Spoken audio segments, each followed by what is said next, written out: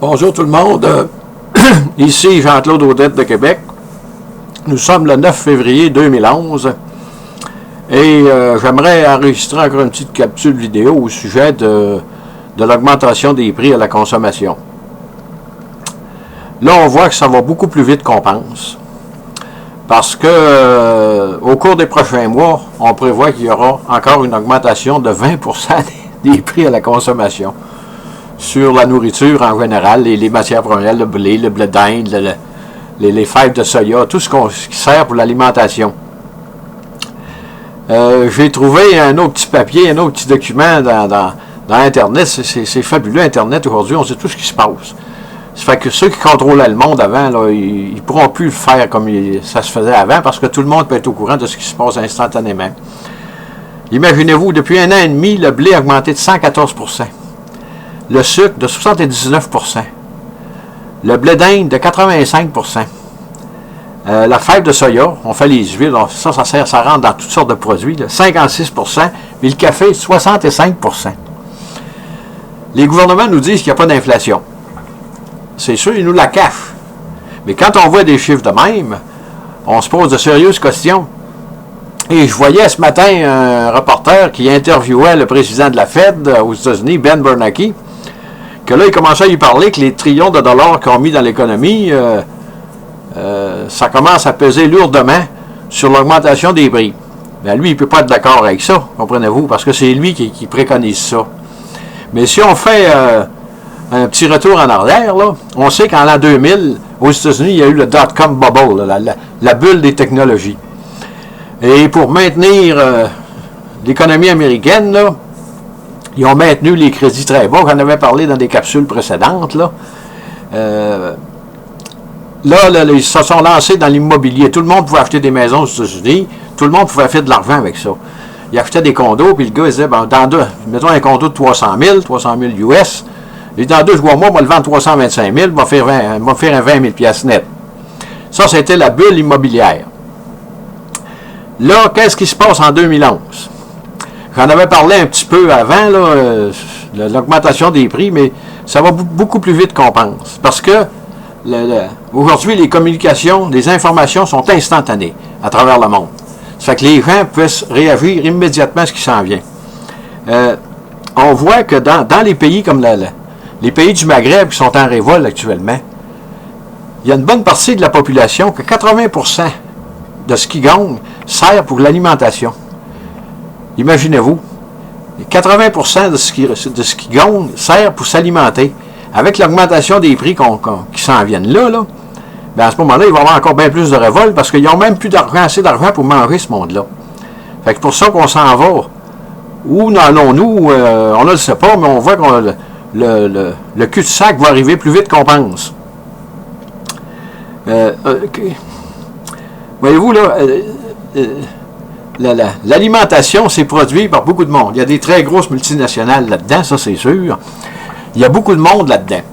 Il y a des petits producteurs de différentes grosseurs. Quand les prix augmentent de même, qu'est-ce qu'ils vont faire, ces gens-là? Là, comme je vous dis, la communication est instantanée. Bien, probablement qu'ils vont retenir le produit.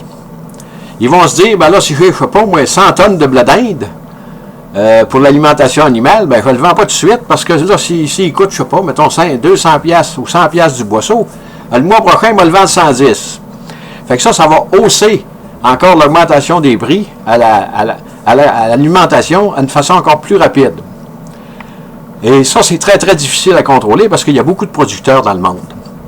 Et comme je le disais tantôt, les communications sont instantanées.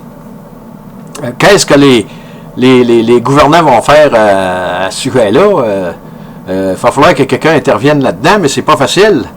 Parce que là, on voit que d'inonder le marché avec des dollars, c'était pas la solution. Mais malheureusement, là, le trou dans lequel nous sommes est trop profond.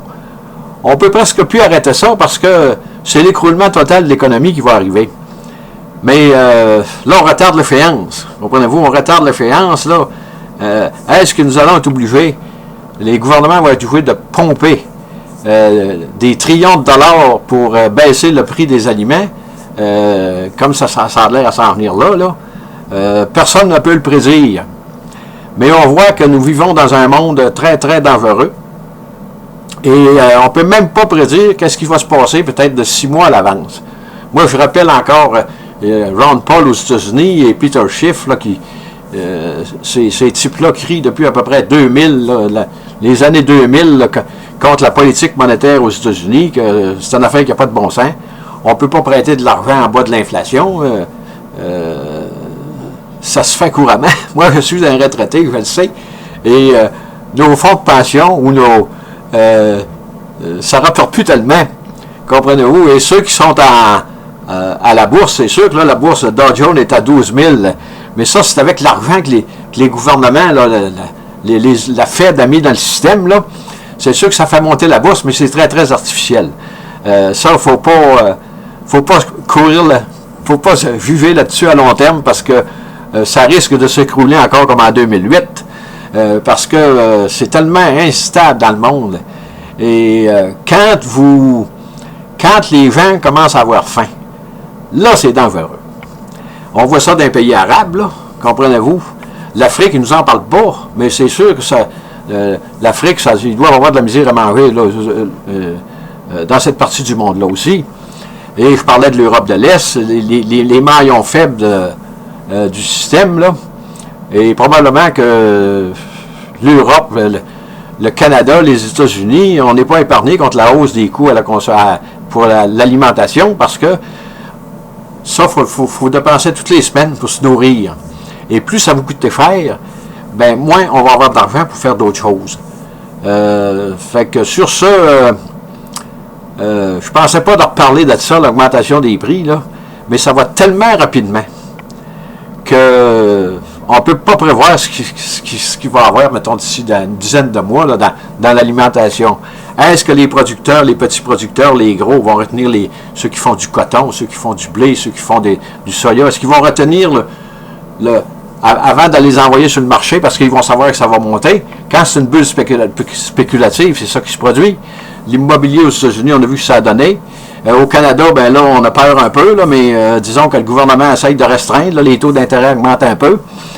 Mais quand c'est l'alimentation, ça, c'est très, très critique parce que quand quelqu'un a faim, il n'y a plus rien qui va l'arrêter. Moi, si je perds ma maison puis je peux encore me nourrir ou je peux encore me loger convenablement, c'est un moindre mal. Mais quand j'ai plus d'argent pour manger, là, à ce moment-là, c'est très, très dangereux. On voit ce qui se passe dans les pays arabes. Là. Il me semble que ça doit être une sonnette d'alarme pour le monde occidental. Il faut réagir pour trouver des solutions. Là. Arrêtons d'engraisser les banquiers, les banques, là, ceux qui nous ont jetés à terre là, avec tout ce système-là. Là, et pensons à agir autrement.